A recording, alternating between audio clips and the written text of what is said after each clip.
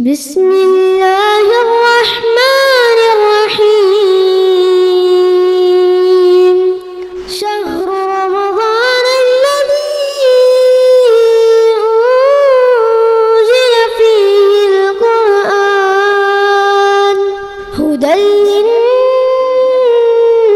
للناس وبينات من الهدى والفرقان فمن شهد منكم الشهر فليصم. அஸ்ஸலாமு அலைக்கும் வரஹ்மத்துல்லாஹி வபரகாத்துஹு. கண்ணியத்திற்குரிய எல்லாம் வல்ல அல்லாஹ்வின் நல்லடியார்களே, அல்லாஹ்வின் அருள் பொங்கும் புனிதம் நிறைந்த ரமலானுடைய மாதத்தில் மிக்க மேலானவன் என்கிற சூரத்துல் அலாவுடைய விளக்கங்களை நாம் பார்த்து வருகிறோம். அதிலே கடந்த சில தினங்களாக சூராவுடைய முதல் வசனமாக இருக்கிற சப்பிஹிஸ்ம ரப்பிக்கல் அலா என்கிற முதல் வசனத்தில் உயர்வான இறைவனின் பெயரை தஸ்பீஹ் செய்வீராக என்கிற அந்த கட்டளையில் இருக்கிற தஸ்பீஹ் என்கிற சொல் எவ்வளவு உயர்வானது என்பது குறித்த செய்திகளை, அது நம்முடைய வாழ்வில் ஏற்படுத்துகிற நலவுகளை, அதை விட்டு விலகுவதால் நமக்கு ஏற்படுகிற தீங்குகளை, சமூக வாழ்வில் அது ஏற்படுத்துகிற தாக்கங்கள் என பல்வேறு விஷயங்களை நேற்றைக்கு நாம் இறுதியாக பார்த்திருக்கிறோம். அதில் கடைசியாக முடிக்கும்போது ஒரு 2 கேள்வியோட முடிச்சிருந்தோம். அடுத்த வசனத்துக்கு போகிறதுக்கு முன்னாடி ஒரு 2 கேள்விகளுக்கு பதில் தெரிஞ்சுக்கிட்டா அது இந்த வசனத்தினுடைய கூடுதல் விளக்கமாக இருக்கும் அப்படின்னு ஒரு 2 கேள்விகளை வச்சிருந்தோம். அதில் முதல் கேள்வி, இந்த செய்தி சப்பிஹ் என்று ஆரம்பிக்குது. சப்பிஹ் அப்படின்னா அது ஒருமை, ரசூலுல்லாஹை பார்த்து நேரடியாக பேசக்கூடிய ஒரு ஆர்டர் வாக்கியம், கட்டளை வாக்கியம், வினைச்சொல், ஏவல் வினை அப்படின்னு சொல்லி சொல்லுவாங்க தமிழ்ல. தஸ்பீஹ் செய்வீராக, பிராக்கெட்ல நபியே அப்படின்னு போட்டிருப்பாங்க. சில மொழிபெயர்ப்புகள் பார்த்தீங்கன்னா நபியே நீர் தஸ்பீஹ் செய்வீராக, துதிப்பீராக அப்படின்னு சொல்லி போட்டிருப்பாங்க. அரபு மொழியை பொறுத்த வரைக்கும் ஒருத்தருக்கு கட்டளை இடுறோம் அப்படின்னா, ஆணாக இருந்தால் அதுக்கு ஒரு ஆண்பால் கட்டளை வார்த்தையும், பெண்ணாக இருந்தால் அதுக்கு தனியான ஒரு கட்டளை வாக்கியமும் அரபு மொழியில இருக்கு. இப்ப நம்ம சாப்பிடு அப்படின்னு சொல்றோம், முன்னாடி ஆண் இருந்தாலும் பெண் இருந்தாலும் சாப்பிடுதான், 2 பேருக்குமே சாப்பிடு என்பதுதான் அவங்களுக்கான ஆர்டர். ஆணுக்கு தனியான ஒரு வார்த்தை, பெண்ணுக்கு தனியான ஒரு வார்த்தை கிடையாது. அதே ஒரு சென்ற கால வினை சொல்லையோ வருங்கால வினை சொல்லையோ சொல்லும் போது வாக்கியம் மாறும், வார்த்தை மாறும். சாப்பிட்டாள், சாப்பிட்டான் அப்படின்னு சொல்லுவோம். ஆம்பளையா இருந்தா சாப்பிட்டான், பெண்ணா இருந்தா சாப்பிட்டாள் அப்படின்னு சொல்லுவோம். சாப்பிடுன்னு சொல்லும்போது ஆணா இருந்தாலும் சாப்பிடுதான், பெண்ணா இருந்தாலும் சாப்பிடுதான், 2 பேருக்கும் ஒரே வார்த்தையை தான் நம்ம பயன்படுத்துறோம். அரபு மொழியை பொறுத்த வரைக்கும் எப்படி நாம சென்ற கால வினை வருங்கால வினையில தமிழ்ல வார்த்தை மாறுதோ அது மாதிரி ஆர்டர் ஃபார்ம்லையும் மாறும். ஒருத்தருக்கு கட்டளை இட்டா அந்த கட்டளையும் ஆணாக இருந்தால் ஆணுக்கு ஒரு வார்த்தையும், பெண்ணாக இருந்தால் பெண்ணுக்கு வேற வார்த்தையும் மாறும். 2க்கும் ஒரே சொல் வராது, அதுல சில எழுத்துக்கள் வித்தியாசப்படும். அந்த வகையில இங்க வந்திருக்கிற சொல் என்னன்னு கேட்டா, இது ஆணுக்கு பயன்படுத்துகிற வார்த்தை தான். அப்ப ரசூலுல்லாஹை தான் அது பார்த்து பேசுகிற வார்த்தையாக அது வந்திருக்கிறது. சப்யஹ் ஒருமையாக இருக்கிறது, கட்டளையாக இருக்கிறது, ஆண்பாலாக இருக்கிறது, நபிகளாரை குறித்து தான் அது அருளப்பட்டிருக்கிறது. அப்படித்தான் பேசுகிறது, ரசூலுல்லாஹை முன்னோக்கி தான் பேசுது என்பது ரொம்ப தெளிவா தெரியுது. இப்ப நம்முடைய கேள்வி, அப்ப நபி ஸல்லல்லாஹு அலைஹி வஸல்லம் அவர்களை பார்த்து பேசுகிற இந்த வாக்கியம் இது நபிகளாருக்கு உரியது என்று எடுத்துக்கொள்ளலாமா, அல்லது ஒட்டுமொத்த முஸ்லிம்களுக்கும் உரியது, எல்லாருமே இதை கடைபிடிக்கணும், எல்லாருக்கும் பொதுவானது என்று எடுத்துக்கொள்ளலாமா என்ற ஒரு கேள்வியை வச்சிருந்தோம். இதுக்கான பதில் என்ன? எல்லாருக்கும் உரியது. எல்லாருக்கும் உரியது என்பதை எதை வச்சு சொல்றீங்க? எல்லாருக்கும் உரியதுங்கிற பதில் வரும்னு தெரியும், அதனால தான் நேற்று சொல்லும் போதே சொல்லி அனுப்பணும். அது ரசூலுல்லாஹ்வுக்கு உரியது என்றால் அதற்குரிய சான்று என்ன? இது ரசூலுல்லாஹ் மட்டும்தான் உரிய, வேற யாரும் இதுக்குள்ள அடங்க மாட்டாங்கன்னா அதுக்குரிய ஆதாரத்தோடு சொல்லணும். இல்லை இது எல்லாரையும் உள்ளடக்கும் அப்படின்னா எல்லாரையும் உள்ளடக்கும் எப்படி புரிஞ்சுக்கிறது? இது ஒருத்தரை பத்தி தானே பேசுது, நேரடியாக ஒருத்தரை தானே உரையாடுது. அதை வைத்துக்கொண்டு இது எல்லாருக்கும் உரியது என்பதை எப்படி சொல்றது? ஏன்னா இது இந்த ஒரு இடத்துல மட்டும் இல்லை, இது மாதிரி நூற்றுக்கணக்கான வசனங்கள் குர்ஆன்ல இருக்கிறது. எல்லா வசனங்களுக்கும் நாம் ஒரு முடிவு எடுக்க வேண்டிய தேவை இருக்கிறது. இப்ப நீங்க வாசிக்கும் பொழுது இந்த வாசகத்தை நான் எப்படி புரிஞ்சுக்கிறது? ஒரு வசனம் மட்டுமே மொத்த குர்ஆன்ல இருந்துச்சுன்னா அது ஏதோ கடந்து போயிடலாம்னு வைங்களேன். ஆனா அப்படி போக முடியாது, ஒரு வசனமா இருந்தாலும் போகக்கூடாதுதான். ஆனா இது ஒரு வசனம் மட்டும் இல்லை, இந்த மாதிரியான வாக்கியங்கள் குர்ஆன்ல நெடுகிலும் இருக்கிறது. ஏராளமான வசனம் பக்கத்துக்கு பக்கம் இந்த மாதிரியான நேரடியாக ரசூலுல்லாஹை பார்த்து பேசக்கூடிய வாக்கிய அமைப்பே இருக்கிறது. அப்ப அந்த வசனங்கள் எல்லாத்துக்குமான ஒரு பொது விதியை நம்ம தெரிஞ்சுக்கிட்டோம்னா குர்ஆனை படிக்கும் பொழுது எது நபிகளாருக்குரியது, எது நமக்குரியது, எது எல்லாருக்கும் உரியது என்பதையெல்லாம் பிரித்து பார்த்து விளங்கிக் கொள்வதற்கு இன்னொருத்தருடைய உதவி இல்லாமலேயே நாமளே அதை பார்த்த உடனே படிச்ச உடனே ஓரளவுக்கு கெஸ் பண்ணி முடிவெடுத்துக் கொள்வதற்கான ஒரு அடிப்படைகளை தெரிஞ்சுக்கிறதுக்காகத்தான் இந்த கேள்வி வைக்கப்பட்டுச்சு. இது எல்லாருக்கும் பொதுவானது, ஓகே, பதில் கரெக்ட் தான். ஆனால் அது பொதுவானது என்பதை எதை வைத்து நிறுவுகிறோம்? அதுக்கான அடிப்படை என்ன, அதுக்கான உசூல் என்ன, விதிகள் என்ன? படைக்கப்பட்ட ஒவ்வொருவரும் எல்லாமே தஸ்பீஹ் செய்கிறது. Very good, super. வேற முழு உம்மத்துக்குமானது, குர்ஆன் முழு உம்மத்துக்குமானது. Very good, super. அதாவது இதை நம்ம எங்கிருந்து கொண்டு வரணும்னு கேட்டா, குர்ஆன்ல இருக்கிற ஒவ்வொரு அம்சங்களுமே எப்படிப்பட்டது என்கிற ஒரு பொது விதியை நம்ம முதல்ல புரிஞ்சுக்கணும். பொது விதி என்ன அப்படின்னு கேட்டா, குர்ஆன் ஒட்டுமொத்தமாகவே நபிகளாருக்கு மட்டுமானது அல்ல. ஒட்டுமொத்த குர்ஆனுமே நபிகளாரையும் உள்ளடக்கி இந்த உம்மத்திற்கானது, மொத்த மனித குலத்திற்கானது, அல்லது மூமின்களுக்கானது, முஸ்லிம்களுக்கானது, எல்லாருக்குமானதுதான் குர்ஆன் என்று குர்ஆன் வேறு பல இடங்கள்ல சொல்லிடுச்சு. வேற வேற இந்த வசனத்துல சொல்லாவிட்டாலும் கூட வேற வேற வசனங்கள்ல இது எல்லாருக்கும் தான். அப்ப குர்ஆன்ல இருக்கிற எந்த செய்தியா இருந்தாலும் அதனுடைய அடிப்படை, ஃபர்ஸ்ட் அடிப்படை என்னன்னு கேட்டா, அது ரசூலுல்லாஹ்வுக்கு மட்டும் உரியதுன்னு எதையுமே நம்ம கழிக்க முடியாது. மொத்த குர்ஆனும் மனித குலத்திற்கு முழுமைக்கானது. அத குர்ஆன் பல இடத்துல இந்த அடிப்படையை நமக்கு சொல்லி தருகிறது. அப்ப அந்த அடிப்படையில் என்று யோசிச்சோம்னா இந்த வசனமும் மொத்த உலகத்திற்குமானது என்று நாம புரிந்து கொள்ள முடியும். அதை சொல்லக்கூடிய வசனங்களின் ஆதாரங்கள் என்ன அப்படின்னு நம்ம தேடி பார்த்தா, குர்ஆன்ல 16வது அத்தியாயம் 44வது வசனம் ரொம்ப அருமையான வார்த்தை. நம்முடைய இந்த சந்தேகத்தை நிவர்த்தி பண்ணக்கூடிய வகையில ரொம்ப கிளியர் கட்டா, ரொம்ப தெளிவா நீங்க அந்த வார்த்தையை வாசிக்கும் போதே உங்களுக்கு புரியும் எப்படி அல்லாஹ் பிரிச்சு பிரிச்சு நமக்கு பாடம் நடத்தி இருக்கிறான் என்பது இந்த வார்த்தையை வாசிக்கிற பொழுதே தெரியும். 16வது அத்தியாயம் சூரத்து நஹலுடைய 44வது வசனம்.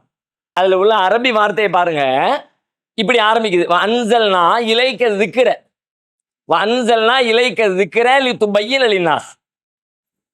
உமக்கு இந்த வேதத்தை, திக்ருனா வேதம், குர்ஆனை தான் குறிக்கிறது. வஅன்ஸல்னா இலைக்க ذிக்ர, இந்த குர்ஆனை உமக்கு நாம் அருளியுள்ளோம், உமக்கு நாம தந்திருக்கிறோம், நாம இறக்கி அருளி இருக்கிறோம். லிதுபய்யின லின்னாஸ், மனிதர்களுக்கு நீர் விளக்கி கொடுப்பதற்காக. இது ஒரு ஸ்டேட்மெண்ட். வஅன்ஸல்னா இலைக்க ذிக்ர லிதுபய்யின லின்னாஸ், இந்த குர்ஆனை உங்களுக்கு நாம தந்திருக்கிறோம். உங்களுக்கு தந்தது எதுக்கு தெரியுமா? நீங்க வச்சுக்கிறதுக்காக, நீங்க ஃபாலோ பண்றதுக்காக, நீங்க கடைபிடிக்கிறதுக்காக நினைச்சுக்காதீங்க, அதுவும் தான். ஆனா அதனுடைய முக்கியமான அம்சம் லிதுபய்யின லின்னாஸ், எல்லா மனித குலத்திற்கும் நீங்கள் இதை விளக்கி தர வேண்டும். அதுல உள்ளதை எப்படி நடைமுறைப்படுத்தணும், அதனுடைய பிராக்டிக்கல் வடிவம் என்ன என்பதை நீங்க வெளிப்படுத்தணும் என்பதற்காகத்தான் இந்த குர்ஆனை உமக்கு நாம் அருளி இருக்கிறோம். ஃபர்ஸ்ட். ரெண்டாவது, மா நுஸில இலைஹிம், அவர்களுக்கு அருளப்பட்டதை, அவர்களுக்கு அருளப்பட்டதை, ஆக்சுவலி அவங்களுக்கு தான் அருளப்பட்டிருக்குது. இது யாருக்கு? நமக்கு, எல்லாருக்கும். அவர்களுக்கு அருளப்பட்டதை, மா நுஸில இலைஹிம், அவர்களுக்கு அருளப்பட்டதை அவர்களுக்கு மனிதர்களுக்கு நீர் விளக்கி தருவதற்காக உமக்கு இந்த குர்ஆனை தந்திருக்கிறோம். நமக்கும் தந்திருக்கிறான், ரசூலாவுக்கும் தந்திருக்கான். ரசூலாவுக்கு நேரடியாக அப்படி வந்து இறங்குது, நமக்கு நேரடியா வரல, நபிகளார் வழியாக நமக்கு வந்து சேர்கிறது. ரெண்டு விஷயத்தையுமே சொல்லிட்டான். ரசூலுல்லாஹ்வுக்கு தான் இறக்கணும், அதுவும் இதுல வந்துருச்சு. அன்ஸல்னா இலைக்க, உமக்கே இறக்கி இருக்கிறோம், அதுவும் வந்துருச்சு. மானுஸில இலைக்கும், உலகத்துக்கெல்லாம் இறக்கப்பட்டிருக்கு, அதுவும் வந்துருச்சு. எல்லாத்துக்கும் கொடுத்தோங்கிறது இந்த வசனத்துல வந்துருச்சு, ரசூலுல்லாஹ்வுக்கு கொடுத்தோன்றது வந்துருச்சு. அப்போ இது குர்ஆன்ல இருக்கிற ஒவ்வொரு செய்தியும் ரசூலுல்லாஹ்வுக்கும் தான், எல்லாருக்கும் தான் என்கிற கருத்து ரொம்ப கிளியர் கட்டாக இந்த வாக்கியத்தின், இந்த வசனத்தின் வழியாக அல்லாஹ் நமக்கு சொல்லிட்டான். இது மாதிரி குர்ஆன் சில அடிப்படைகளை, குர்ஆன்ல பல்வேறு இடங்கள்ல இந்த கருத்தை நமக்கு வலியுறுத்தக்கூடிய அடிப்படைகளே அல்லாஹ் சொல்லி தர்றான். இதே மாதிரி இன்னொரு இடம், இதே அத்தியாயத்துல 16வது அத்தியாயம் 64வது வசனம், அதுல அல்லாஹ் சொல்றான், எதிர்மறையா சொல்றான். இங்க நேர்மறையா சொன்ன விஷயத்தை எதிர்மறையாக சொல்றான். ஒமா அன்ஸல்னா அலைக்கல் கிதாப இல்லா லிதுபய்யின லஹும், ஒமா அன்ஸல்னா அலைக்கல் கிதாப், உம்மீது இந்த வேதத்தை நாம் இறக்கவில்லை. மேலே எப்படி சொன்னா, உமக்கு நாம் இறக்கி இருக்கிறோம் அப்படின்னு சொன்னா நேர்மறை வார்த்தைகளில் பேசினா, இங்க எதிர்மறை வார்த்தைகள் பேசலாம். ஒரே விஷயத்துல ரெண்டு மாதிரியா சொல்லலாம்ல. நம்மை அல்லாஹ் ஏன் படைத்தான்? அவனை வணங்குவதற்காக படைத்தான். இது இப்படியே அல்லாஹ் சொல்றான். வேற சில இடத்துல எப்படி சொல்றான், என்னை வணங்குவதற்காகவே தவிர வேறு எதற்காகவும் படைக்கவில்லை அப்படிங்கிறான். அது அதை விட அழுத்தமானது. என்னை வணங்குவதற்காக படைத்தேன் என்று சொல்வதை விட, என்னை வணங்குவதற்காகவே தவிர வேறு எதற்காகவும் நான் படைக்கவில்லை என்பது அதை விட அழுத்தமானது எதிர்மறை வாக்கியத்தில் சொல்லப்படுகிறது. லா இலாஹ இல்லல்லாஹ், அல்லாவை வணங்க வேண்டும் என்று அதுக்கு கருத்தில்லை. அல்லாவை தவிர வேறு யாரையும் வணங்க கூடாது, வணக்கத்திற்குரியவன் யாரும் இல்லை என்று எதிர்மறையாக பேசுதல. அதே மாதிரி இங்க 44ல சொன்னா நேர்மறையாக, 64ல சொல்றான் வமா அன்சல்னா அலைக்கல் கிதாப, இந்த வேதத்தை உம்மீது நாம் அருளவில்லை இல்லாலி துபையின லஹும், அவர்களுக்கு நீர் விளக்கி தர வேண்டும் என்பதற்காகவே தவிர வேறதற்காகவும் அருளவில்லை. மற்றவங்களுக்கு நீங்க விளக்கி சொல்வதற்காகத்தான் இது அருளப்பட்டிருக்கிறது என்பதை எதிர்மறை வார்த்தைகளில் இங்கு பேசுகிறான். எனவே நபிகளாருக்கு சொல்லப்பட்ட விஷயங்கள், அருளப்படுகிற வசனங்கள் நபிகளாருக்கு மட்டும் உரியதல்ல, மொத்த மனித குலத்திற்கும் உரியது என்பது இந்த வசனத்தின் வழியாகவும் உறுதி செய்யப்படுகிறது. அதே மாதிரி 38வது அத்தியாயம் 29வது வசனம், அதுல அல்லாஹ் சொல்றான் கிதாபுன் அன்சல்நாஹு இலைக்க முபாரக்கும், இது அருள் நிறைந்த வேதம், பரக்கத்து பொருந்திய வேதம். அன்சல்நாஹு இலைக்க, உமக்கு நாம் அருள் இருக்கிறோம், உமக்கு நாம் தந்திருக்கிறோம். லி யத்தப்பரு ஆயாத்திஹி, உமக்கு நாம் தந்திருக்கிறோம்னா நீர் இதை செய்வதற்காக அப்படித்தானே சொல்லணும். உனக்கு இந்த குர்ஆனை தந்திருக்கேன், நீ இப்படி நடந்துக்கணும்ன்றதுக்காக அப்படித்தானே சொல்லணும். ஆனா அல்லாஹ் எப்படி சொல்றான், உமக்கு நாம் இந்த அருள் நிறைந்த வேதத்தை தந்திருக்கிறோம் லி யத்தப்பரு ஆயாத்திஹி, இதன் வசனங்களை அவர்கள் சிந்திக்க வேண்டும் என்பதற்காக, நீர் சிந்திக்க வேண்டும் என்பதற்காக சொல்லலைங்க. அதுவும் அதுக்குள்ள அடங்கும். நபிகளாரும் சிந்திக்கிறது தான், அவங்க சிந்திக்க கூடாதுன்னு அர்த்தம் கிடையாது. ஆனா அங்க சொல்லும் போது பயன்படுத்துவது எப்படி பயன்படுத்தலாம், குர்ஆனை உங்களுக்கு தந்திருக்கிறோம் அவங்க சிந்திக்கிறதுக்காக. அப்போ நபிகளாருக்கும் எல்லா மக்களுக்குமானது குர்ஆன் என்கிற கருத்தை இந்த வசனத்தின் வழியாகவும் அல்லாஹ் நமக்கு பாடம் நடத்துகிறான். 38-29 இப்படி நிறைய அடிப்படைகளை பேசக்கூடிய நிறைய வசனங்கள் இருக்கிறது. அப்ப இந்த வசனங்களில் இருந்து முதல்ல தெரிந்து கொள்ளக்கூடிய செய்தி, குர்ஆனில் இருக்கிற எல்லா வசனங்களும் அது நேரடியாக யாரையாவது குறித்து பேசுவதை போல, நபிகளாரை நேரடியாக பேசுவதை போல இருந்தாலும் அது நபிக்கு மட்டும் உரியதல்ல, மொத்த மனித குலத்திற்கும் உரியது. உதாரணமா இக்ரா பிஸ்மி ரப்பிக்கல்லதி கலக், முதல்ல அருளப்பட்ட வசனம். இக்ரா என்ன, இந்த சப்பிக மாறிய இக்ரவும் ஒரு ஆர்டர் வாக்கியம், கட்டளை வாக்கியம், ஒருமை வாக்கியம், நபிகளாரை பார்த்து பேசுகிற வாக்கியம். இக்ரா, படிப்பீராக, ஓதுவீராக. ரசூலுல்லாஹ்க்கு மட்டும் அப்படி சொல்ல முடியாது, ஏன்னா எல்லாருக்கும் ரசூலுல்லா உள்ளடங்குவாங்க. நபிகளாரும் தான் முதலாக இது நபியை குறித்தது. அதன் பிறகு இந்த வசனம் யாரையெல்லாம் சென்றடைந்ததோ அவர்கள் எல்லாரையும் குறித்தது. வார்த்தை எப்படி இருக்கு, ஒருமையில தான் இருக்கு. நீங்கள் எல்லாம் படியுங்கள் இல்லை, இக்ரவு அப்படி வரல. இக்ரவு பிஸ்மி ரப்பிக்கல்லதி கலக், படைத்தவும் இறைவனின் பெயரால் நீங்கள் படியுங்கள் அப்படின்னு மக்களை பார்த்து பன்மையில பேசல. இக்ர பிஸ்மி ரப்பிக்கல்லதி கலக், படைத்த உன் இறைவனின் பெயரால் நீ படி, ஒருமையில தான் அல்லாஹ் சொன்னான். ஆனா அது எல்லாரையும் குறிக்கிறது. சூரத்துல் லுஹா, வல்லுஹா வல்லைலி இருக்குல்ல, அதுல நீங்க பாருங்க, வ அம்ம சாயில ஃபலா தன்ஹர் வ அம்மல் யதீம ஃபலா தக்ஹர் வ அம்ம சாயில ஃபலா தன்ஹர் வ அம்மா பின் நிஅமத்தி ரப்பிக ஃபஹத்திஸ் ஃப அம்மல் யதீம ஃபலா தக்ஹர். அனாதைகள் மீது அடக்குமுறை செய்யாதே. ஃபலா தக்குகர் நேரடியா ஒரு ஆளை பத்தி, ரசூலுல்லாஹ் பத்தி தான் பேசுது. அனாதைகள் மீது அடக்குமுறை செய்யாதே. அம்ம சாயில ஃபலா தன்ஹர், யாராவது யாசகம் கேட்டு வந்தாங்கன்னா அவங்கள விரட்டாத. அம்மா பின் நிஅமத்தி ரப்பிக ஃபஹத்திஸ், உன் இறைவனின் அருளை எடுத்து பேசு. அல்லாஹ்வுடைய அருள் எப்படி இருக்குது அப்படிங்கறத நீ வெளிப்படுத்து, பகிரங்கப்படுத்து. அல்லாஹ் என்னெல்லாம் செஞ்சிருக்கான், என்னெல்லாம் அருளை தந்திருக்கிறான், அதெல்லாம் மறைச்சு மூடி வைக்காத. சில பேர் பாருங்க, அல்லாஹ் அவங்களுக்கு கொடுத்த அருளை வெளிப்படுத்தவே மாட்டான். அல்லாஹ் நல்லா பரக்கத்தான் கொடுத்துருப்பான், பிச்சைக்கார பை மாதிரியே இருப்பான். பார்த்தீங்களா, வெளியே தெரிஞ்சா அல்லாஹ் சொன்னா வெளியே பேசுப்பா. அம்மா பின் நிஅமத்தி ரப்பிக ஃபஹத்திஸ், என் இறைவன் இதை கொடுத்துருக்கான். பார்த்தா கண்ணு போட்டா என்ன பண்றது, காசு கடன் கேட்டா என்ன பண்றது அப்படின்னு 1008 கால்குலேஷன் போட்டுட்டு அல்லாஹ் தனக்கு கொடுத்த அருளை வெளிப்படுத்தாத மனிதர்களை பார்க்கிறோம். அல்லாஹ் சொல்லுகிறான், அம்மா பின் நிஅமத்தி ரப்பிக ஃபஹத்திஸ், உமது இறைவனின் அருளை எடுத்து பேசு. இது எல்லாமே என்ன வார்த்தை, ஆர்டர் வார்த்தை, சிங்குலரு, நபியை பார்த்து பேசுகிறது. ஆனா நபிக்கு மட்டுமா, ரசூலுல்லாஹ் தான் அனாதை விரட்டக்கூடாது, நம்ம விரட்டலாம். ரசூலுல்லாஹ் தான் யாசகர்களை விரட்டக்கூடாது, நம்ம விரட்டலாம். ரசூலுல்லாஹ் தான் நியாமத்துகளை பேசணும், நம்ம பேச தேவையில்லை அப்படி சொல்ல முடியாது. இப்படி இது எல்லாருக்கும் பொதுவான, இப்படி எக்கச்சக்கமான குர்ஆன்ல ஏராளமான வசனங்கள் நபிகளாரை பார்த்து பேசுகிற சிங்குலர் வாக்கியமாக அமைந்திருந்தாலும் கூட அது உலக மக்கள் அனைவரையும் குறிக்கத்தான் செய்கிறது. அதுக்கு அடுத்த சூரா எடுங்க, வல்லுஹா வல்லைலிக்கு அடுத்த அலம் நஷ்ரஹ் லக சத்ரக், அதுல பாருங்க, ஃபைதா ஃபரகத ஃபன்சப் வ இலா ரப்பிக ஃபர்கப். ஃபைதா ஃபரகத ஃபன்சப், எல்லாம் வேலையெல்லாம் முடிஞ்சு, ஓய்வுலாம் முடிஞ்சிருச்சா, ரெஸ்ட் எடுத்தாச்சா, ஃபன்சப், அடுத்து அல்லாஹ் வணங்குறதுக்கு தயாராயிருங்க. வ இலா ரப்பிக ஃபர்கப், உங்கள் இறைவனிடத்திலே ஆசை, அல்லாஹ்விடத்துல போறதுக்கு ஆர்வப்படுங்க, ஆசைப்படுங்க. ரசூலுல்லாஹ் பார்த்து தான் பேசுகிறார், ஆனா எல்லாரையும் குறிக்கிறார். ஓய்வு எடுத்தாச்சுன்னா திரும்பப்பா, அல்லாஹ்வின் பக்கம் திரும்பு, தாவா செய்வதற்கு, இறைவனுக்கு வழிபாடு செய்வதற்கு தயாராக ரெடியாகு, அல்லாஹ்வின் பக்கம் ஆசைப்படு. ரசூலுல்லாஹ் பார்த்து பேசினா நமக்கும் தான் அது. இப்படி இது ஒரு விஷயம் ஒண்ணு. சரி, இப்படியே பார்த்துட்டு ஒட்டுமொத்த குர்ஆனை நீங்க படிக்க ஆரம்பிச்சீங்கன்னா இடையில சில இடத்துல குழம்புவீங்க. இது ஒரு விதி. இந்த விதிகளுக்கு விதி விலக்குகளும் இருக்கிறது. அதையும் சேர்த்து தெரிஞ்சுக்கிட்டா தான் முழுசா படிக்கும்போது குழப்ப மாட்டீங்க. இப்ப சப்பீஸ் ரப்பிக்கல் படிக்கும்போது ஓகே, இந்த இப்ப சொன்ன விளக்கம் ஓகே. இக்ரா பிஸ்மி ரப்பிக்கல் லதீ கலக் படிக்கும்போது இந்த விளக்கம் ஓகே. வம்மல் யதீம ஃபலா தக்ஹிர் படிக்கும்போது இது ஓகே. வம்ம சாயில ஃபலா தன்ஹிர் படிக்கும்போது இது ஓகே. ஆனா வேற சில உதாரணங்களை நீங்க படிச்சீங்கன்னா நீங்க எல்லாத்துக்கும் உள்ளதுன்னு தப்பான முடிவுக்கும் போய்விட வாய்ப்பு இருக்கிறது. உதாரணத்துக்கு என்ன, ஒரு வசனம் சொல்ற பாருங்க. 33வது அத்தியாயம் 50வது வசனம். 33வது அத்தியாயம் 50வது வசனம். ஒரு திருமண சட்டத்தை பற்றி, திருமண அனுமதிக்கப்பட்ட சட்டத்தை பற்றி பேசுகிற ஒரு வசனம். அது எப்படி ஆரம்பிக்கு தெரியுமா? யா அய்யுஹன் நபி. இங்கெல்லாம் கூட நபியேன்னு அழைக்கல. சப்பி ஹஸ்ம ரப்பிக்கல் ஆளால நபியேன்னு அல்லாஹ் கூப்பிட்டு சொல்லல. இக்ரா பிஸ்மி ரப்பிக்கல் லதீ கலக்ல நபியேன்னு கூப்பிட்டு சொல்லல, முஹம்மதேன்னு கூப்பிட்டு சொல்லல.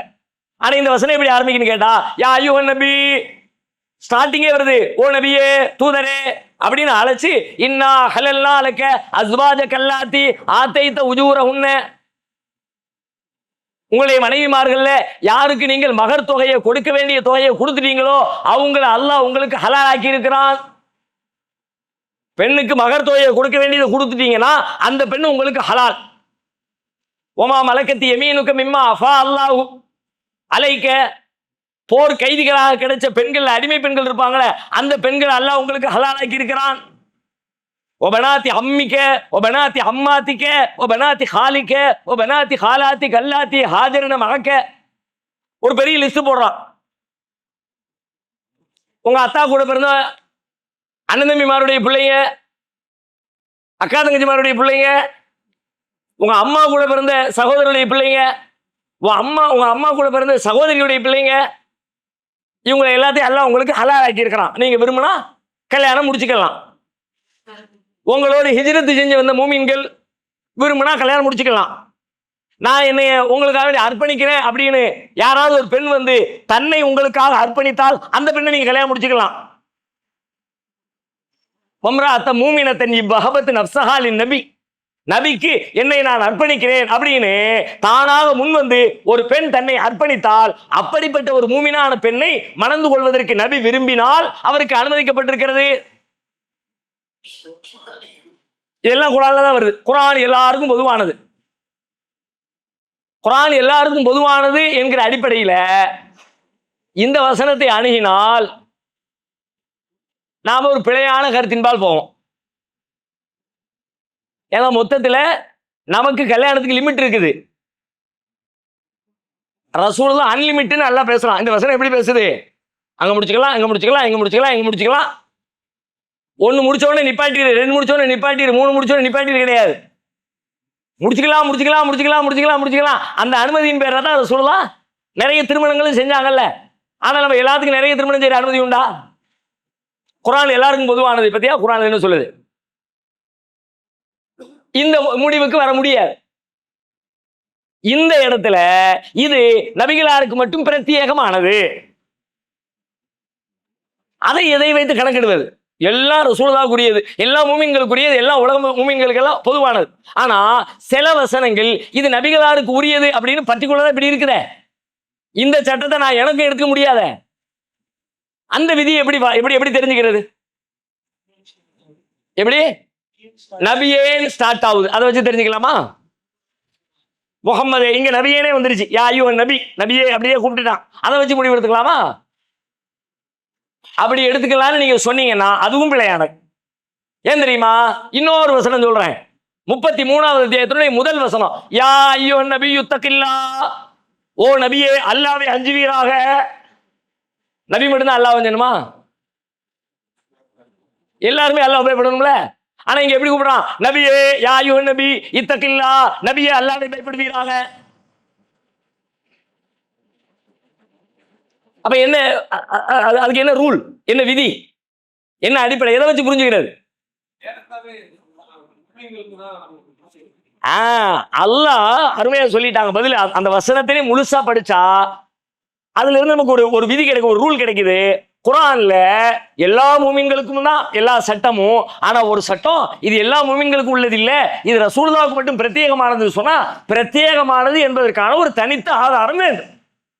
இது ரசூலுல்லாஹ்வுக்கு மட்டும்பா, வேற யாரும் கிடையாது அப்படின்னு அல்லாஹ் சொல்லிடுவான். நமக்கு சந்தேகப்பட வேண்டிய அவசியமே இல்லை. எந்தெந்த விஷயங்கள் எல்லாம் நபிகளாருக்கு மட்டும் உரித்தானதோ, மற்றவர்கள் யாரும் அதை பின்பற்றக்கூடாதோ, அப்படிப்பட்ட விஷயங்கள் அனைத்திலையுமே இது நபிகளாருக்கு மட்டும் பிரத்யேகமானது என்பதை குறிக்கக்கூடிய ஏதேனும் ஒரு ஆதாரங்கள் குர்ஆனின் ஏதோ ஒரு வசனத்தில் சொல்லப்பட்டிருக்கும். இந்த இடத்துல இந்த வசனத்திலே அல்லாஹ் சொல்லிட்டான்.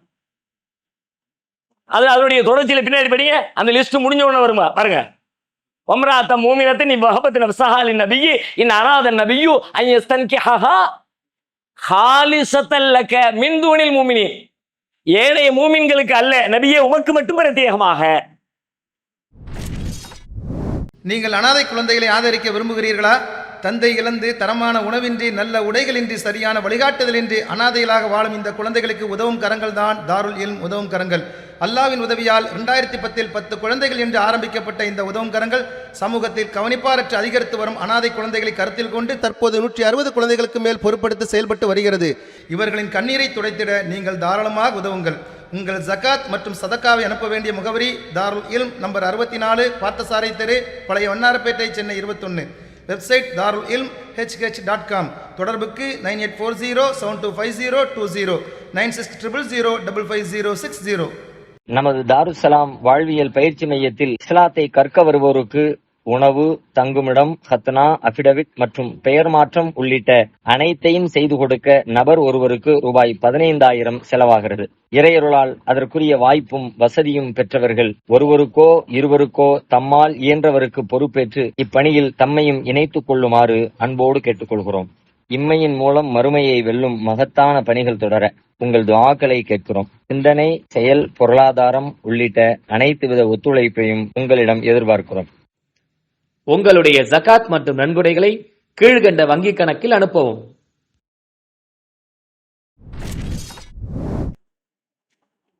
அப்ப எந்த செய்திகள் எல்லாம் நபிகளாருக்கு மட்டும் பிரத்யேகமானதோ அது பிரத்யேகமானது என்பதை குறிக்கக்கூடிய ஏதேனும் ஒரு சட்டம் இருக்கும். அந்த சட்டத்தை அது மொத்த குர்ஆனையும் படிச்சா தான் தெரியும், மொத்தத்தையும் படிச்சா தான் தெரியும்.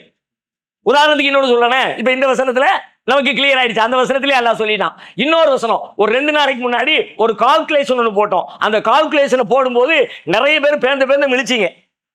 என்ன கால்குலேஷன் தெரியுமா? நபிகளாருடைய இரவு தொழுகை எப்படி இருந்துச்சுன்னு ஒரு கால்குலேஷன் பண்ணோமா? ரசூலுல்லாஹ் எப்படி இரவு தொழுதாங்க? பாதி இரவு தொழுதாங்க, பாதிக்கு கொஞ்சம் கூட, பாதிக்கு கொஞ்சம் கம்மி. அப்படி தொழுவீராகன்னு குர்ஆனே சொல்லுச்சுன்னு பார்த்தோம்.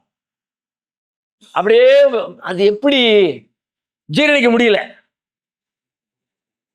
ஒரு பக்கம் குற்றம் உணர்ச்சி, சொல்ல தொழுத மாதிரி தொழலையே நம்ம அப்படிங்கிறது ஒண்ணு. அது எப்படிப்பா முடியும், சாத்தியமா அப்படிங்கிற மாதிரி ஒரு குழப்பம். இது நம்ம ஃபாலோ பண்றதா இல்லையா பல மாதிரி ஒரு கேள்வி வந்துச்சுல்ல. இப்ப இந்த கேள்விக்கு அதே அத்தியாயத்துக்கு போங்க, 73வது அத்தியாயம் சூரத்துல் முஸ்ஸம்மில். யா அய்யுல் முஸ்ஸம்மில் قم الليل إلا قليلا نصفه أو انقص منه قليلا أو زد عليه ورتل القرآن ترتيلا. போர்வை போர்த்தி கொண்டிருப்பவரே, قم الليل إلا قليلا, இரவில் கொஞ்ச நேரமே தவிர மற்ற நேரங்களில் நின்று வணங்குவீராக.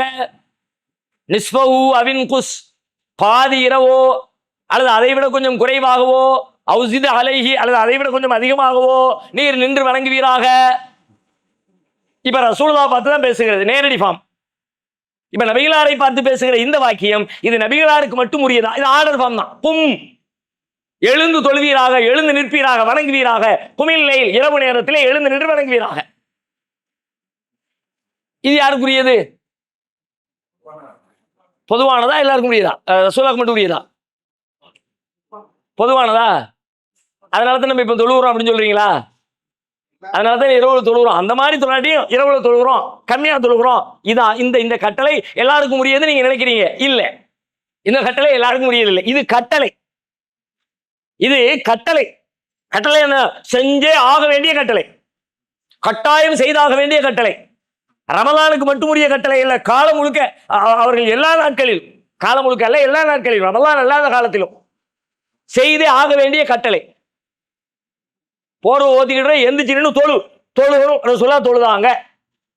அல்லாஹ் சொன்ன மாதிரியே தொழுதாங்க. பாதி இரவு தொழுதாங்க, கொஞ்சம் கூட்டினாங்க, கொஞ்சம் குறைச்சாங்க. இது எப்படி புரிஞ்சுக்கிறது? இது நபிகளாருக்கு மட்டுமே பிரத்யேகமானது. அதை இந்த இடத்துல நீங்க தேடினீங்கன்னா ஒண்ணும் கிடைக்கல. ரசூலுல்லாஹ்க்கு மட்டும் பிரத்யேகமான ஆர்டர். நீங்க செய்யறதா செய்யலாம், நீங்க விரும்பி செய்யலாம், நீங்க தேர்ந்தெடுத்து செய்யலாம். ரசூலுல்லாஹ்க்கு தான் அந்த ஆர்டர் போட்டான். ரசூலுல்லாஹ் காலத்துல வந்து சஹாபாக்களும் இந்த ஆர்டர் ஒபே பண்ணாங்க. அந்த அத்தியாயத்தினுடைய கடைசியில் அல்லாஹ் சொல்லுவான், இன்ன ரப்பக யஅலமு அன்னக தகூமு அத்னா மின் சுலுஸ இல்லைலி வ நிஸ்ஃபஹு வ சுலுஸஹு வ தாயிஃபத்தும் மினல்லதீன மஅக். நபியே, நம்ம சொன்ன மாதிரி நீங்க பாதி இரவு வணங்குறீங்க, நீங்க மட்டும் இல்ல உங்களோட ஒரு டீமும் சேர்ந்து வணங்குறாங்க. சொல்லப்படுது ரசூலுல்லாஹ்க்கு மட்டும், ஆனா சஹாபாக்களும் சேர்ந்து அதை ஃபாலோ பண்ணுனாங்க. இப்ப அல்லாஹ் என்ன பண்றான், இந்த இடத்துல எந்த விதிவிலக்குகளையும் சொல்லல, இது யாருக்கு என்ன, இது எந்த செய்திகளையும் சொல்லல. இதற்குரிய சட்டத்தை வேறொரு இடத்துல சொல்கிறான். 17வது அத்தியாயம் 79வது வசனம். 17ல 79. وَمِنَ اللَّيْلِ فَتَهَجَّدْ بِهِ نَافِلَةً لَكَ عَسَىٰ أَن يَبْعَثَكَ رَبُّكَ مَقَامًا مَحْمُودًا. وَمِنَ اللَّيْلِ فَتَهَجَّدْ بِهِ نَافِلَةً لَكَ. இரவு நேரத்துல நீங்க தஹஜ்ஜுத் தொழுவுங்க, எழுந்து தொழுவுங்க. நாஃபிலத்தன் லக, உங்களுக்கு மட்டும் உபரியான சட்டமாக, உங்களுக்கு மட்டும் பிரத்யேகமாக, பிரத்யேக சட்டம். இது எல்லாருக்குமான சட்டம் இல்லை, எல்லாரும் விரும்பி செய்யலாம். ஆனா சட்டமா ஒபே பண்ணணும், ஆர்டர் அல்லாஹ்வுடைய ஆர்டர்னு கட்டுப்படணும்னா அது உங்களுக்கு மட்டும்தான். நீங்க கண்டிப்பா செஞ்சாகணும். இரவு நேரத்தில் தொழ வேண்டியது உங்களுக்கு கடமை அப்படின்னு, உபரியான கடமை என்று நபிகளாருக்கு மட்டும் நாஃபிலத்தன் லக, உங்களுக்கு மட்டும் பிரத்யேகமாக தனியா பிராக்கெட் போட்டான். அங்க சொன்ன மாதிரி காலிசத்தன் லக, உங்களுக்கு மட்டும் பிரத்யேகமாக. அதே மாதிரி இங்க நாஃபிலத்தன் லக, உங்களுக்கு மட்டும் பிரத்யேகமாக. அப்போ குரான்ல மொத்த குரானும் எல்லா முஃமின்களுக்குமானது. நபிகளாரும் உள்ளடங்குவார்கள், ஏனைய முஸ்லிம்களும் உள்ளடங்குவார்கள். அது பொது சட்டம். ஆனா சில வசனங்கள் நபிகளார் நபிகளார் மட்டும்தான் இது குறிக்கும், ஏனைய முஃமின்கள் இதை ஃபாலோ பண்ணக்கூடாது அப்படின்னா, ஃபாலோ பண்ண வேண்டாம் என்று சொல்லக்கூடிய, நபிக்கு மட்டுமே பிரத்யேகமானது என்று சொல்லக்கூடிய ஏதேனும் ஒரு ஆதாரம் குரானுடைய வேறு ஏதேனும் ஒரு பகுதிகளில் நமக்கு சொல்லப்பட்டு விடும். இப்படி சில செய்திகள் இருக்கிறது. இன்னொரு உதாரணம் சொல்றேன். அரபு மொழி தெரிஞ்சா மட்டும்தான் கிட்டத்தட்ட அதை நீங்க கரெக்டா உள்வாங்க முடியும். தமிழ் மொழியில் படிச்சா அதை கரெக்டா புரிஞ்சிக்க முடியாது. அதை எடுத்து நீங்களே பாருங்க. 65வது அத்தியாயம் முதல் வசனம், 65ல முதல் சூரத்து தலாக், தலாக்குடைய சட்டங்களை சொல்லி ஆரம்பிக்கக்கூடிய ஒரு வசனம். நிறைய தலாக்குடைய சட்டங்கள் அந்த வசனத்தில் நிறைய பேசப்படுகிறது. நபியே, பெண்களை நீங்கள் விவாகரத்து செய்தால் இத்தாவை கணக்கிடுவதற்கு ஏற்ப விவாகரத்து செய்யுங்க. முதலில் உள்ள சட்டம் என்ன? கணக்கிடுவதற்கு ஏற்ப விவாகரத்து செய்யலாம். இத்தாவை கணக்கிடுவதற்கு ஏற்ப விவாகரத்து செய்யுங்க. தலாக்கு சொன்னா எப்படி சொல்லணும் தெரியுமா? அவங்க இத்தாவை கால்குலேட் பண்றதுக்கு வசதியா தலாக்கு சொல்லணும். அப்படின்னா மாதவிலக்கு நேரத்தில் சொல்லக்கூடாது, மாதவிலக்கு இல்லாத தூய்மையான நேரத்தில் சொல்லணும். ஏன்? இதாவுடைய கணக்குங்கிறது மாதவிலக்கு தான். 3 மாதவிலக்கு முழுசா அவங்க கவனிக்கணும். இந்த 3 மாதவிலக்கு கவனிக்கணும்னா அவங்க சுத்தமா இருக்கும்போது சொன்னா தான் முழுமையான ஒரு மாதவிலக்கு, அடுத்த 2வது மாதவிலக்கு, 3வது மாதவிலக்குன்னு 3ஐயும் கால்குலேட் பண்ண முடியும். நீங்க அவங்க மாதவிலக்குல இருக்கும்போது சொன்னீங்கன்னா பாதி போயிருக்கும், பாதி போகல, முழுமையான கால்குலேஷன் பண்ண முடியாது. அப்ப நாம விவாகரத்து செய்யற ஆள் எப்படி பண்ணணும்னு கேட்டா, இதா தல்லகுத்துமுன் நிசா ஃபதல்லிகூஹுன்ன லிஇத்தத்திஹின்ன, அவர்கள் இத்தாவை கணக்கிடுவதற்கு ஏற்ப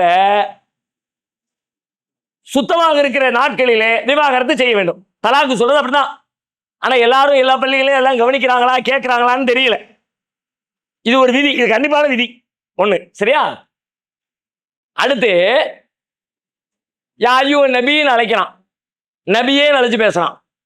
நபியே நீங்கள் தலாக்கு சொன்னால், நபியே நீங்கள் தலாக்கு சொன்னால், இந்த நபியே நீங்கள்னு தலாக்கு சொன்னாலும் சொல்லக்கூடிய இடத்துல இருக்கிற வார்த்தை இருக்குல்ல, இதா தல்லக்குத்துமுன் நிசா,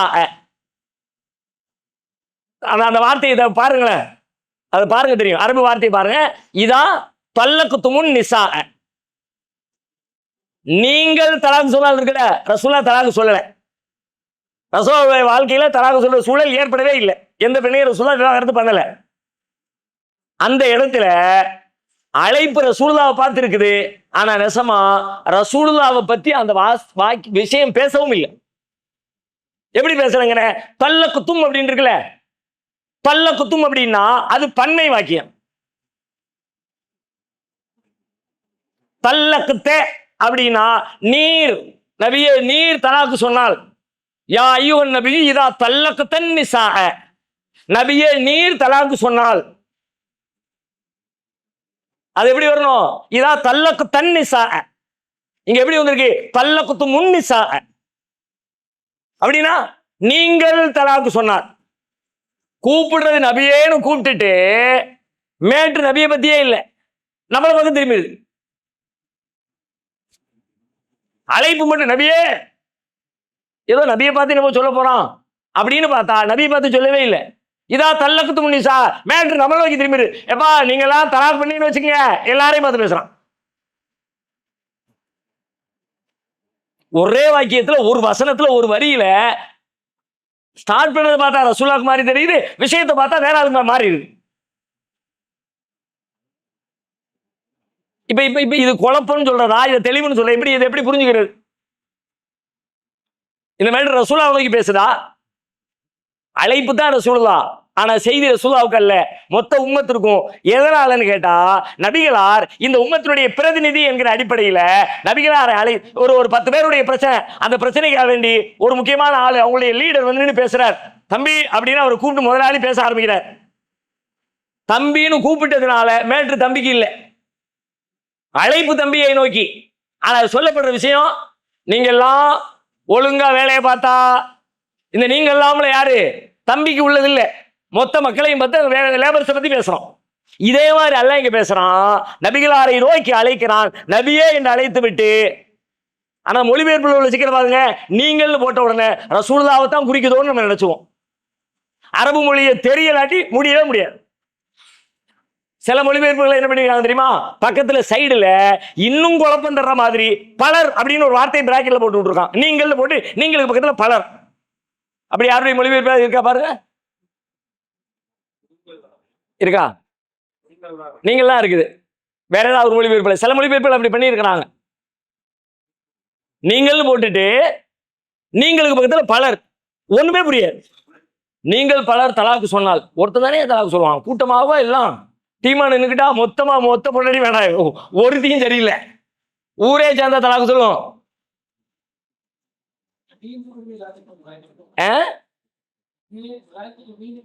நீர் கூறுவீராக, அதுவும் இல்லை. ஆனா நீர் கூறுவீராக அதுவும் இல்லை.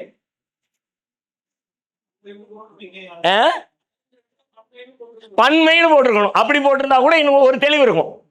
பலர்னு போட்டு அதுவும் விளங்க மாட்டேங்குது, குழப்பம் இருக்கு. ஆனா அரபு மொழியில் அதை வாசித்தால் மட்டும்தான் இதை கரெக்டாக துல்லியமாக சரியாக நம்மால் விளங்கி இருக்க முடியும். ஓகே, இப்ப 2 விஷயங்கள் ஆயிடுச்சு. ஒண்ணு என்னன்னு கேட்டா, நபிகளாரை அழைத்து பேசுகிற காரணத்தினால் அது நபிகளாரை நோக்கியது மட்டும் என்று நாம் புரிந்து கொள்ளக்கூடாது. நபியே என்று அழைத்ததாலும் அது நபியை பார்த்து பேசப்படுகிறது என்று புரிந்து கொள்ளக்கூடாது. நபியை நோக்கி அழைத்தாலும் அது மக்களை நோக்கித்தான் குறிக்கும். அது நபிக்குத்தான் உரியது என்று சொன்னால் அது குறித்து தனியாக ஏதேனும் ஒரு தனித்த ஆதாரம் வர வேண்டும். அப்படி ஆதாரம் இருந்தால் இது நபிக்குரியது, ஆதாரம் இல்லை என்றால் மொத்தமும் எங்களுக்கு உரியது. இது குர்ஆனை பற்றிய பொதுவான ஒரு சட்டம். ஒண்ணு. இரண்டாவது, தஸ்பீஹ் செய்வீராக ஆர்டர் இருந்துச்சு. இரண்டாவது கேள்வி, தஸ்பீஹ் செய்வீராக அப்படின்னு சொன்ன உடனே ஆர்டர் வாக்கியம் தான், கட்டளை தான். இது கட்டளை அப்படின்னா, கட்டளை என்பதனுடைய பொருள் என்ன? அல்லாஹ் கட்டளை இட்டால் அதனுடைய அர்த்தம் என்ன? செய்ய ஆகணும், அப்படித்தானே? இப்ப நாம தஸ்பீஹ் செய்ய சுப்ஹானல்லாஹ் சொல்லல, தொழுது முடிச்சுட்டு சுப்ஹானல்லாஹ் ஓதல, தொழுகையில ஓதிட்டிய, காலையில மாலையில என்ன ஓதவே இல்லை, பகலின் 2 ஓரங்களில் சுப்ஹானல்லாஹ் சொல்லவே இல்லை. இப்ப இத அல்லாஹ் சொன்னான நாம மீறிட்டோம் என்று எடுத்துக்கிறதா, அல்லது இது கட்டளை இல்லைங்க, இது வேற மாதிரி, இது செஞ்சா ஓகே செயலாட்டி தப்பு இல்லை, செஞ்சா கூடுதல் நன்மை, அப்படி புரிஞ்சுக்கிறதா? வாக்கியம் கட்டளையாக இருக்கிற காரணத்தினால் அது கட்டாயமானதாக இருக்கணும்னு அவசியம் இல்லை. எல்லா மொழியிலே வாக்கியம் கடமையாக இருக்கிற காரணத்தினால், கட்டளையாக இருக்கிறதுனால அது கண்டிப்பா செஞ்சு ஆகணும்னு புரிஞ்சுக்க வேண்டிய அவசியம் இல்லை. அதுலயும் கொஞ்சம் வித்தியாசம் இருக்கு. நான் பேச்சு வழக்கில் சொல்லுவோமே, நல்லா படி, நல்லா படி, நல்லா படி என்பது கட்டளை வாக்கியம் தானே, ஆர்டர் தானே. படிக்காவிட்டால் குற்றமா? நீங்க இப்ப எத்தனை பையங்களை பாக்குறீங்க, என்னப்பா படிக்கிற, 11th 12th 10th, நல்ல படி தம்பி. அவர் செய்யலாட்டி நல்ல படிக்கல, ஃபெயில் ஆயிட்டாரு. இப்ப என்ன, என் கட்டளைக்கு ஓபை பண்ணவே இல்லை அவர், அப்படியா சொல்லுவிய? அதை யாரும் அனுபவிச்சிருக்க போறா? அந்த அது வாக்கியம் கட்டளை தான். பொருள் என்ன? ஒரு அறிவுரை. நல்லா படிச்சா நல்லதுப்பா, அதை எடுத்துக்கிட்டா நல்லதுப்பா, அதானே அர்த்தம். இப்ப நீதிமன்றத்திலிருந்து ஒரு உத்தரவு வருகிறது, நாளை காலை 10 மணிக்கு ஆஜராக வேண்டும்,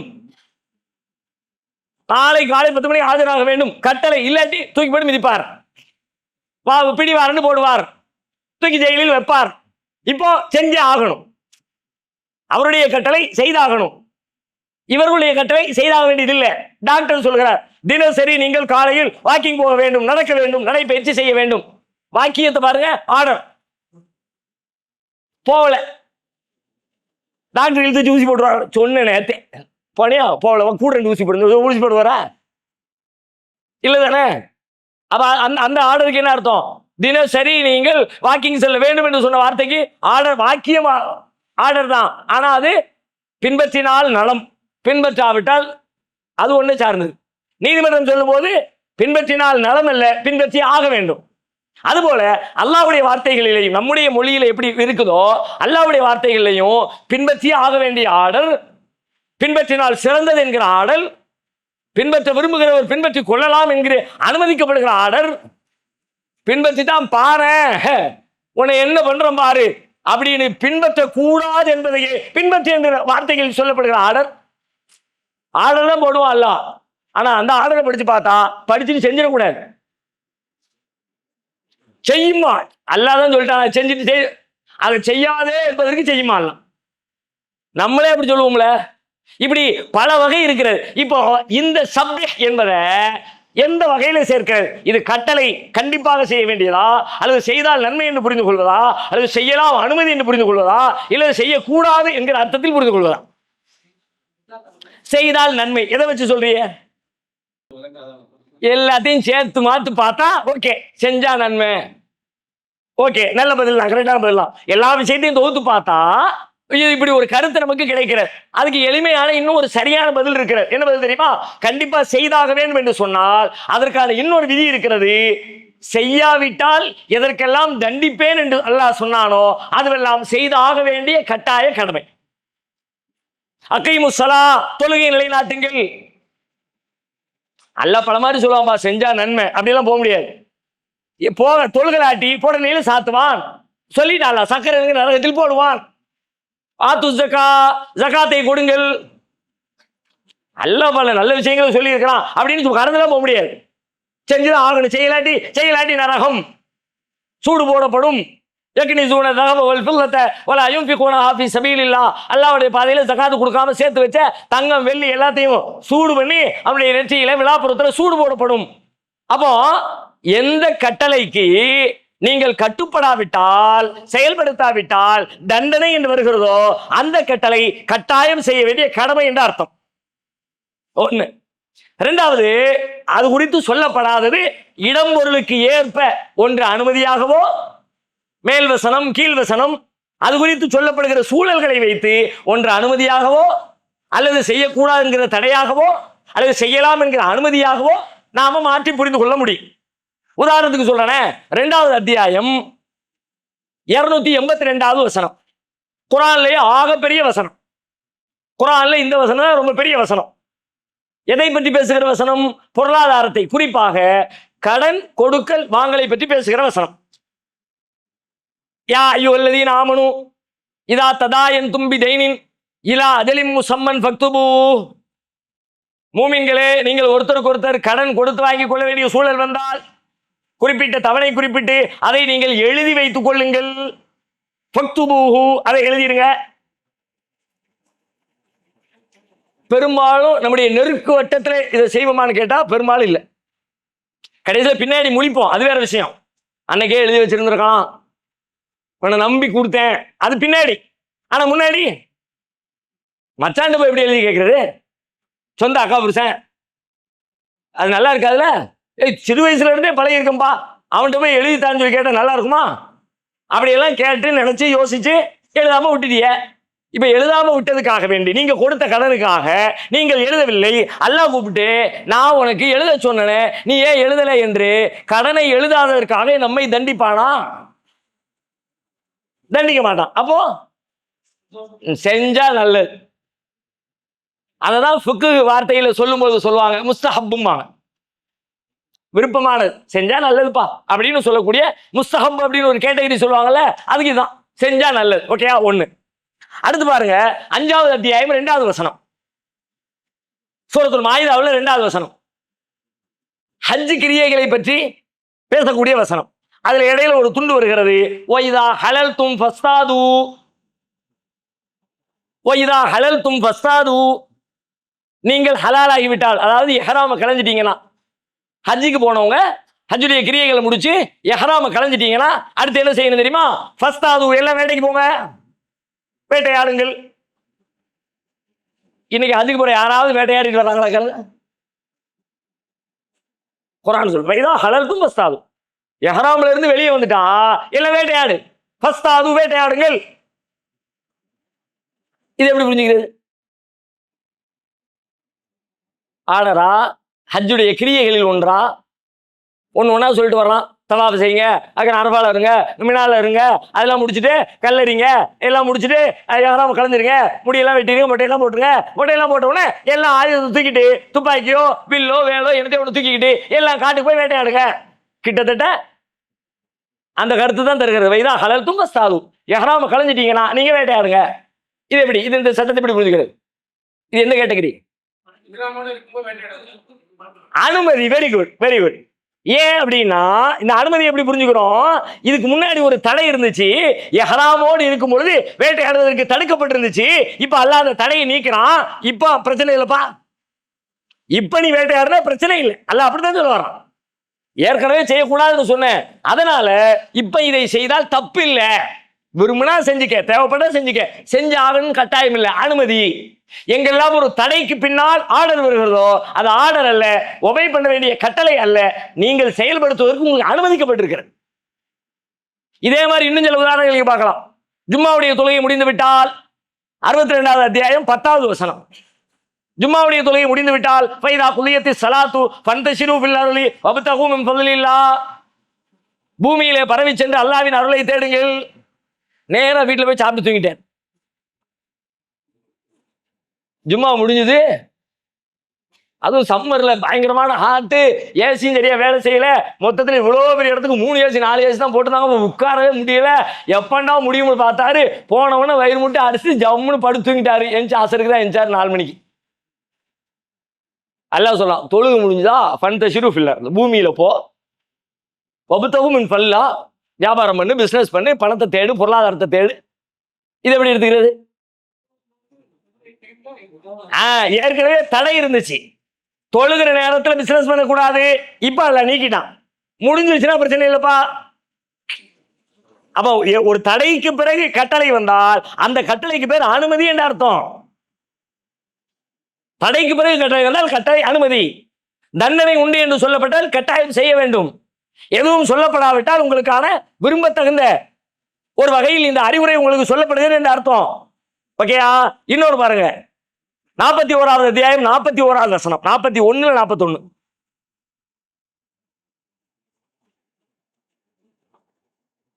கெட்டவர்களை பற்றி அவர்களுடைய வேலைகளை, அவங்க என்ன வேலையை பார்த்துக்கிட்டு இருக்கிறாங்க அதையெல்லாம் பேசிக்கிட்டே வர்றான். இடையில ஒரு வார்த்தை வருகிறது, யஹ்மலும் ஆஷியத்தும், யஹ்மலும் ஆஷியத்தும், நீங்கள் விரும்பி எதை செய்து கொள்ளுங்கள். யஹ்மலு மாஷியத்தும் யாருக்கு சொல்றான்? நல்லவங்களுக்கு சொல்லல, கெட்டவங்களை பார்த்து சொல்றான். விரும்பினதை செஞ்சுக்குங்க. எங்களுக்கெல்லாம் அனுமதிப்பா, மூமின்கள் உங்களுக்கு தான் பிரச்சனை, எங்களுக்கு எல்லாம் அனுமதி கொடுத்தாங்க. அதாவது விரும்பினா செஞ்சு என்ன வேணாலும் செஞ்சுக்கலாம், விரும்பியதை செய்து கொள்ளான். குடிக்கணும் விரும்பி குடிச்சிக்க, கொள்ளை அடிக்கணும் கொள்ளை அடிச்சுக்க, சாக்கடையில் போட்டு தூங்கணும் தூங்கிக்க, எங்களுக்கெல்லாம் அனுமதிப்பா, உங்களுக்கு தான் தடை. அப்படி சொல்ல முடியுமா இந்த வசனத்தை? இது எச்சரிக்கை.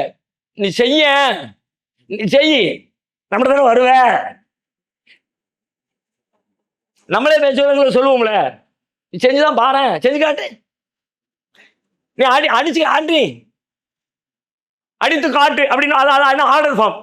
அடித்து காட்டுங்கள், நீங்கள் அடியுங்கள், நான் பார்க்க வேண்டும் என்று எதிர்பார்க்கிறேன், எனவே நீங்கள் அடித்து காட்டுங்கள், அதான் அர்த்தம் அதுக்கு. நீ அடிச்சிரு, நீ கையை வச்சுறேன், கை வைத்து விடு, ஆர்டர் ஃபார்ம். அவர் கை வைக்க சொன்னார், எனவே நான் கை வைத்தேன் அப்படின்னு சொல்ல முடியுமா? அதுக்கு என்ன அர்த்தம்? கையை வச்சிருன்னு சொல்ல, வச்சே தொலைச்சு விடுவேன். அது மாதிரி எகமலும் ஆசியத்தும் விரும்பினதை செஞ்சுக்கலாம், செஞ்சே தொலைச்சு விடுவேன். அதே மாதிரி 18வது அத்தியாயம் 29 சொல்றான், குலில் ஹக்குமிர் ரப்பிக்கும் ஃபமன் ஷா ஃபல்யுமின் வமன் ஷா ஃபல்யக்ஃபுர். இது உம் இறைவனிடமிருந்து வந்திருக்கிற உண்மை, விரும்பியோர் நம்பட்டும், விரும்பியோர் மறுக்கட்டும். அல்லாவே விருப்பம் இல்லாட்டி மறுத்துட்டு போன்னு சொல்லிட்டான், சொல்ல முடியுமா? நானும் குரானுக்கு தான் கட்டுப்பட்டேன், குரானை மறுக்கிறேன், குரானை ஏற்றுக்கல, எப்படி? குரான் தான் சொல்லிச்சு விரும்பியோர் மறுக்கட்டும், எனக்கு மறுக்கணும்னு தொடச்சு மறுத்துட்டேன். மறுத்துரு தம்பி, வா மறுத்துட்டு வா, என்ன தானே வருவேன், அப்ப பாத்துக்கிறேன் அப்படின்னு என்ன அர்த்தம்? மறுத்துறாத. அப்ப இந்த அத்தியாயத்தில் நாம் தெரிந்து கொள்ளக்கூடிய இந்த செய்திகள் என்னன்னு கேட்டா, 2 விஷயங்கள், 2 கேள்விக்கான இது இந்த சப்ஹிஸ்மரபிக்கல் ஆலாக் மட்டுமல்ல, மொத்த குர்ஆனையும் புரிந்து கொள்வதற்கான ஒரு அடிப்படை விதிகளை தெரிந்திருக்கிறோம். மொத்தமும் மூமின்களுக்கானது, விதிவிலக்கு நபிகளுக்கு என்று சொன்னால் நபிகளாருக்கு என்று பிரத்யேகமான சட்டங்கள் வந்திருக்கும். 1, கட்டளை வாக்கியம் வருகிற அனைத்துமே கட்டளை அல்ல, தண்டனை சொல்லப்பட்டால் அது கட்டளை, முன்னால் தடுக்கப்பட்டிருந்தால் அது அனுமதி, பொதுவாக அது பேசப்பட்டிருந்தால் அது விரும்ப தகுந்தது, எச்சரிக்கை தருணத்தில் சொல்லப்பட்டிருந்தால் அது செய்யக்கூடாதது என்கிற அந்த கட்டளைகளை நாம புரிந்து கொள்கிறோம். ஓகேயா? அதுல இருக்கிற சட்டங்கள். இறுதியாக ஒரே ஒரு செய்தியோட முடிச்சிருவோம். இப்ப நாம இவ்வளவு நேரம் சுபஹானல்லாஹ் பார்த்தோம், அதனுடைய சட்டங்களை பார்த்தோம், அதனுடைய மேன்மையை பார்த்தோம், அது நம்முடைய வாழ்க்கையில நெருக்கடிகள் இருந்து காப்பாற்றும் பார்த்தோம். அல்லாஹ்வுடைய தூதருக்கு அல்லாஹ் அதைத்தான் துன்பங்களுக்கு ஒரு பரிகாரமா மருந்தா சஜஸ்ட் பண்ணியிருக்கிறான், அல்லாஹ் ஒரு பரிந்துரை செஞ்சிருக்கிறான் அப்படின்னு நம்ம பார்த்தோம். இந்த சுபஹான என்கிற அல்லாஹ்வின் பண்பை உணர்ந்து சொல்கிறவர்களுக்கு தான் இது எல்லாம் கிடைக்கும் என்று பார்த்தோம். அந்த பண்பை உணர்வது எப்படி? மிக முக்கியமான கேள்விதான். அதுக்கு என்ன வழி? சுபஹானல்லாஹ் நீங்க சொல்றீங்க ரொம்ப பிரமாணம் அப்படியெல்லாம், ஆனா வரமாட்டேங்குது, என்ன பண்றது? 2 வழிகள் குர்ஆன் சொல்லுகிறது. 1, அல்லாஹ்வின் படைப்புகளை சிந்தியுங்கள், அல்லாஹ்வுடைய படைப்புகளை சிந்தியுங்கள். படைப்புகளை எவ்வளவுக்கு எவ்வளவு சிந்திக்கிறியோ, வானத்தை, மலையை, கடலை, மனுஷனை, மனிதனுடைய உடல் கூறுகளை ஒன்றுவனையும் சிந்திக்க சிந்திக்க சிந்திக்க அது உங்களை அல்லாஹ் சுபஹானம் அவன் தூயவன் என்கிற உணர்வை உங்களுக்குள்ளே ஏற்படுத்தும். குர்ஆன் அப்படியே சொல்கிறது. 3வது அத்தியாயம் 190, 191 சிந்தனைகளை பற்றி சொல்லிட்டு கடைசியில் அல்லாஹ் சொல்றான், ரப்பனா மா ஹலகத ஹாதா பாத்திலா சுப்ஹானக ஃபகினா அஸாபன்னார். அல்லாஹ்வுடைய படைப்புகளை சிந்திக்கக்கூடியவர்கள் சொல்லுவாங்க, இறைவா இதை நீ வீணா படைக்கல, நீ தூயவன் என்று சொல்வார்கள். அல்லாஹ்வுடைய படைப்புகளை சிந்தித்தால் இறைவனுடைய தூய்மையை தஸ்பீஹ் செய்யக்கூடிய உணர்வு நமக்குள் ஆளப்படும். 1. 2வது, அல்லாஹ்வுடைய வேதத்தை வாசித்தால், வாசிக்க வேண்டிய முறைப்படி வாசித்தால இப்ப நம்ம வாசிக்கிட்டு இருக்க மாதிரி கடமைக்கு வாசிச்சா இல்ல, மேலோட்டமா வாசிச்சா இல்ல, உள்ளார்ந்த ஈடுபாட்டோடு, கவலையோடு, உணர்வோடு திருக்குர்ஆனை நீங்கள் வாசித்தால் அந்த திருக்குர்ஆன் என்ன செய்யும் தெரியுமா? உங்கள் கண்களில் கண்ணீரை வரவழைத்து அல்லாஹ்வுடைய பிரம்மாண்டத்தை உங்கள் மனதிற்குள்ளே இறக்கும். குர்ஆன் அப்படிதான் சொல்கிறது. எப்படி சொல்கிறது? 32வது அத்தியாயம் 15 அல்லாஹ் சொல்றான், இதா ذுகிரு பிஹா ஹர்ரு சுஜ்ஜதன் வ ஸப்பஹு பிஹம்தி ரப்பிஹிம் வ ஹும் லா யஸ்தக்பிரூன். இன்னமா யூமினு பி ஆயாத்தினா. நம்முடைய வசனங்களை நம்பிய மூமின்கள் யார் தெரியுமா? அல்லாஹ்வுடைய வசனங்கள் கூறப்பட்டால் அவர்கள் ஹர்ரு சுஜ்ஜதன் அழுது கொண்டே சஜிதாவில் வீழ்வார்கள், ஸப்பஹு பிஹம்தி ரப்பிஹிம் தமது இறைவனை புகழ்ந்து துதிப்பார்கள். எப்போ? குர்ஆனை கேட்கும் பொழுது, குர்ஆனை பார்க்கும்போது, குர்ஆனை படிக்கும்போது. இப்ப நமக்கு குர்ஆனை படிக்கும்போது அப்படி வரமாட்டேங்குதுன்னு அடுத்த கேள்வி வரும். அதுக்கு தனியாக நம்ம கிளாஸே நடத்திட்டு இருக்கோம். அவ்வளோ பெரிய மேட்ரு. குரான் படிக்கும்போது ஏன் அழுக வரல, குரான் படிக்கும்போது ஏன் பிரம்மாண்டம் நம்முடைய மனதுக்குள்ள இறங்கல, குரானை படிக்கும்போது அல்லாஹ்வுடைய அந்த தஜல்லியத்தை நம்மளால புரிஞ்சுக்க முடியல. ஏதோ ஒரு 10-11 புத்தகம் மாதிரி வாசிச்சுட்டு போறோமே, அது தனி சாப்டர். ஆனா குரானை படிக்க வேண்டிய முறைப்படி படித்தால் அல்லாஹ்வுடைய தஸ்பீஹ் செய்யக்கூடிய உணர்வு நம்முடைய உள்ளத்திலே ஆளப்படும். இந்த 2 காரியங்களையும் இன்றிலிருந்து செய்வதற்காக முயற்சி எடுத்துக்கணும். வாய்ப்பு கிடைக்கிற பொழுதெல்லாம் ஒரு நாளிலே, ஒரு வாரத்திலே அல்லது ஒரு மாதத்திலே ஏதோ ஒரு நேரத்தை ஒதுக்கி அல்லாஹ்வுடைய படைப்புகளை பத்தி நான் சிந்திக்க போனேன்னு கொஞ்ச நேரம் தனிமையில் அமர்ந்து சிந்திங்க. வாய்ப்பு கிடைக்கிற நேரத்துல எல்லாம் அல்லாஹ்வுடைய வேத வசனங்களை திறந்து வச்சு உணர்வோட, ஈடுபாட்டோட, கவனத்தோட திருக்குரானை ஒரு வசனமோ 2 வசனமோ படிக்க ஆரம்பிங்க. தஸ்பீஹ் செய்யுங்கன்னு ஆர்டர் சொன்னோம், இப்பதான் வழியை சொல்றோம். நிஜமான தஸ்பீஹ் நீங்க செய்யணும்னா இவ்வளவு நாள் செஞ்சுக்கிட்டு இருக்க சுப்ஹானல்லாஹ் சுப்ஹானல்லாஹ் சுப்ஹானல்லாஹ் அந்த தஸ்பீஹ்ல இருந்து மாறி அந்த சுப்ஹானல்லாஹ் சொல்கிற பொழுது அந்த சொல்லும் உங்கள் உள்ளமும் ஒன்றாக இணைந்து அல்லாஹ்வின் பெருமதியோடு, அல்லாஹ் குறைகளற்றவன் என்கிற உணர்வோடு, எல்லா காரியத்திற்கும் ஆற்றல் பெற்றவன் என்கிற சிந்தனையோடு இறைவனோடு ஒன்றி அந்த நிலையிலே நீங்கள் அந்த தஸ்பீகை மொழிய வேண்டும் என்று சொன்னால் அல்லாஹ்வுடைய வார்த்தைகள் தான் அதற்கு வழி. அதனால வாய்ப்பு கிடைக்கிற நேரத்தில் கொஞ்சம் ரொம்ப எடுக்காதீங்க. இப்ப நம்ம சப்பீஸ்மா ஒண்ணுதான் எடுத்தோம், எத்தனை நாள் ஓட்டிருக்க பாருங்க. இன்னும் ஓட்டுறதுக்கு அவ்வளவு செய்தி இருக்கு பேசுறதுக்கு. அதுபோல நீங்கள் 1 வசனமோ 2 வசனமோ 3 வசனமோ 5 வசனமோ நான் இந்த ரமதான்ல ஃபுல்லா படிச்சு முடிச்சிட்டேன் சொல்லாதீங்க, தயவு செஞ்சு சொல்லாதீங்க. அல்லாதே குரானை கொஞ்சம் கொஞ்சமா தான் இறக்குனேன், ஏன்னா அப்பதான் உன் உள்ளத்துல பதியும்னு சொன்னான். கொஞ்சம் கொஞ்சமா ஏன் இருக்கிறேன், அப்பதான் உள்ளத்துல உறுதிப்படுத்த முடியும். எனவே கொஞ்சமா இன்றிலிருந்து நமக்கான ஆக்ஷன் பாயிண்ட் என்னன்னு கேட்டா 2 பாயிண்ட். இப்ப நம்ம 7 நாள் படிச்ச பாடத்துல ஆக்ஷன் பாயிண்ட்க்கு இப்ப தான் வந்திருக்கிறோம். இந்த ஆக்ஷன் பாயிண்ட் நீங்க கரெக்டா கடைபிடிக்கணும். அப்படி கடைபிடிச்சா தான் இந்த 7 நாள் ஃபாயிதா. இந்த 7 நாள் ஃபாயிதாவா ஆகணும்னா இந்த 7 நாள் நம்ம உட்கார்ந்து இந்த 1 மணி நேரமும் 3/4 மணி நேரமும் கிட்டத்தட்ட 5 மணி நேரம் 6 மணி நேரத்துக்கு மேல உட்கார்ந்து கேட்டவன் அது வெறும் கதையாக இல்லாம அல்லது ஒரு 4 நாளைக்கு சுப்ஹானல்லாஹ் சொல்லிட்டு 5ஆவது நாள் மறந்து போகிற ஒரு பழக்கமாக இல்லாம அது நம்ம வாழ்வோடு உணர்வோடு ஒன்றணும். அப்படின்னா இந்த 2 வேலையும் செய்யுங்க. இந்த 2க்கு ஷெட்யூல் போடுங்க. இந்த 2 தொடர்ச்சியா செய்யுங்க. இந்த 2 உங்களை வாழ்நாள் முழுவதும் அல்லாஹ்வுடைய தஜல்லியத்தை, சுபஹானவன் என்கிற அந்த உணர்வை உங்களுடைய உள்ளத்திலே, நம்முடைய உள்ளத்திலே பசுமையாக்கும். அல்லாஹ் ரப்பல் ஆலமீன் அப்படி இறைவனை உணர்ந்து துதிக்கிற மக்களாக ஆக்கி அருள்வானாக. அடுத்த வசனங்களின் விளக்கங்களை இன்ஷா அல்லாஹ் வரும் நாட்களில் பார்க்கலாம். அஸ்ஸலாமு அலைக்கும்.